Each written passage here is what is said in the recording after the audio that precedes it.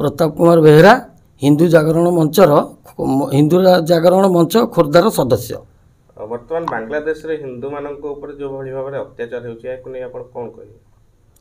नहीं सेठी जो अत्याचार होउची अकथनीय अत्याचार होउची ये भी थर न पूर्व हो गलानी 2 मास तले पुणी होता ये थर को थर होउची किंतु ये जिनसटा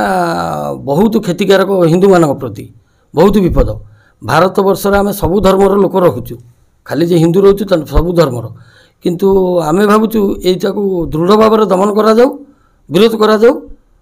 जे आमे माने सुरक्षित केवल भारत वर्ष अच्छु जदि किसी काली या पदक्षेप न नि जाए